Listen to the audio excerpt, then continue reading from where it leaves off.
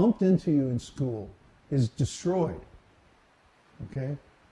So we want to take this process of spiritual education and extend it another level.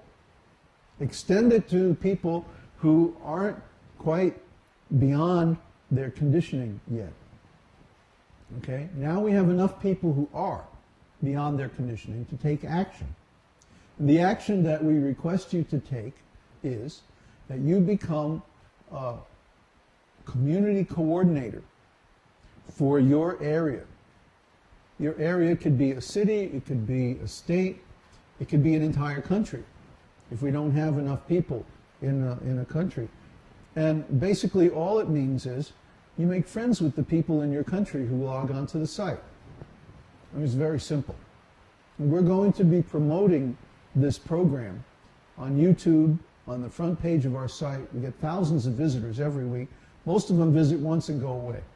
Why? Because there's no offer of a personal connection. See, if we make an offer that, hey, sign up here and then you'll be in touch with a friend who can show you around.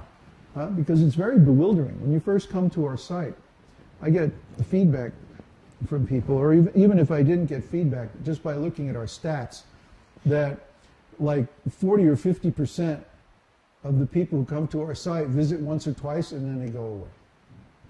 Why? They're bewildered. There's too much information and it's too different from the information that they've ever seen before in their life. So we have to structure things in such a way that when you come, you kind of get the offer, at least, of a guided tour.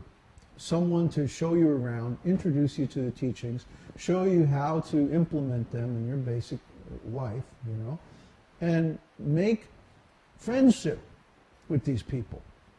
That's all we're asking you to do, really. I mean, it might involve something more than that later on, hint, hint. But in the beginning, just make friends with people. You watch the map.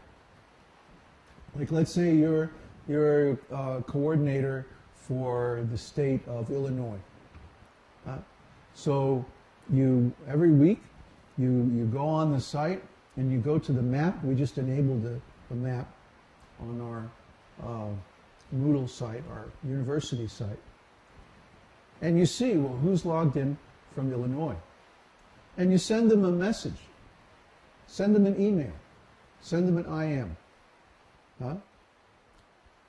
And say, hey, I'm in Illinois too. Cool. You know, drop me a line. Tell me how you like the esoteric teaching. Simple, right? You just make friends with them.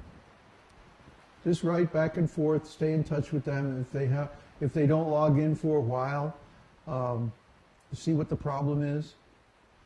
Why aren't they, you know, did they lose interest? Did they run into something they didn't understand or something they couldn't handle? Or did they have a question that they didn't want to ask but is actually bothering them and needs to be handled? What's the problem?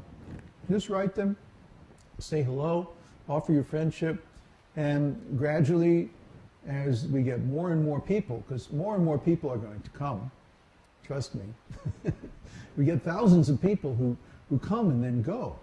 So we need a program to attract these people and get them to stay. And the best thing, of course, is social connection. And we want to be proactive about establishing our social network. Not like Facebook and those sites where you have to register and then people write you and say, do you want to be a friend? And what does it mean? Nothing. No, we want it to mean something. We want it to be a real relationship, a real personal relationship like I have with all my students. That's the glue that sticks our community together, that keeps it functional, that keeps it operating. That's what makes it work. The fact that we have nice personal relationships with all our direct students.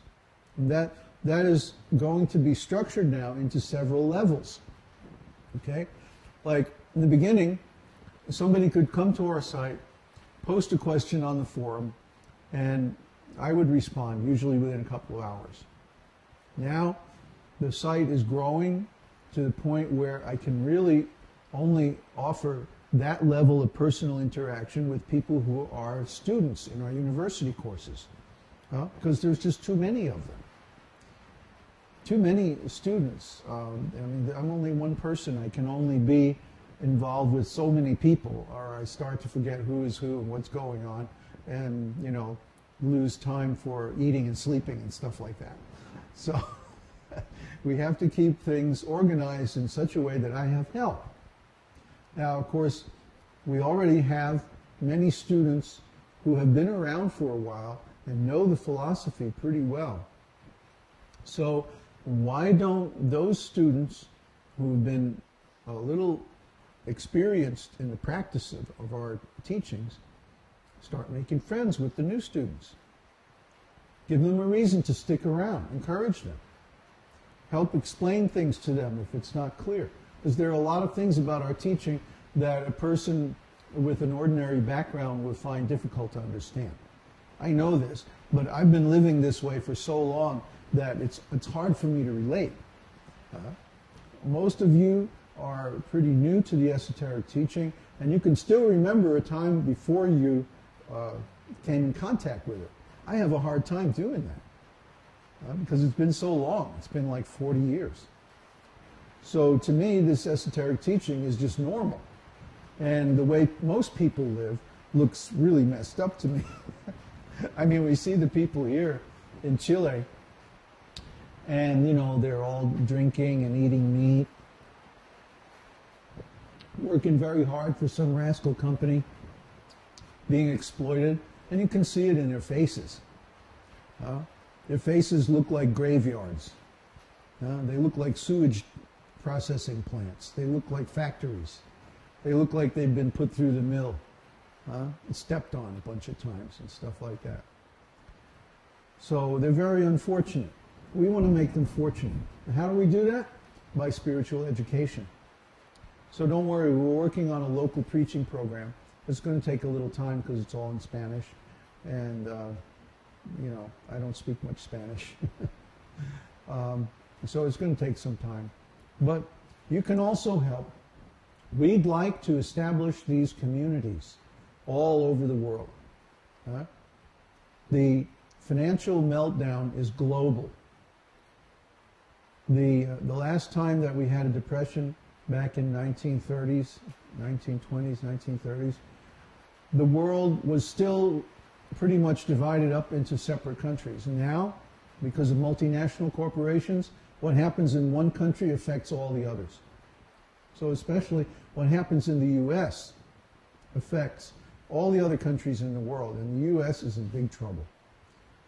They're swamped with debt. They have a tremendous trade imbalance, especially with China. And, of course, politically, we've just gone through 8 years of completely unrealistic foreign policy and so on like that. So the U.S. is in big trouble. They're losing millions of jobs. Well, now those people are on unemployment for the next 6 months or a year or so. But then what's going to happen? How are they going to cope? How are they going to deal with the situation? We have the answer. You can't deal with this situation as an individual or as a nuclear family. The multinationals, they like to break families up. They like to individuate people. Be yourself, be who you are, like that. Buy our brand of corn chips or soda or something, right? So they encourage this individuation. Individuation means when a person splits off from a natural social group. And in school, they artificially isolate you with a whole bunch of people your age. And so you lose the ability to relate to people who are not your age. And then, guess what happens? You have needs for relationships that people your age can't handle. But because you're used to, you're conditioned to relate to people your age, you start projecting those needs on people who aren't equipped to handle them. And guess what? That makes everybody very unhappy. So here we have a bunch of individuated individuals running around trying to get things from one another that they can't possibly supply. And the whole society becomes miserable, very unhappy. So the cure for that is creating large extended families, large communities, full of all kinds of different people.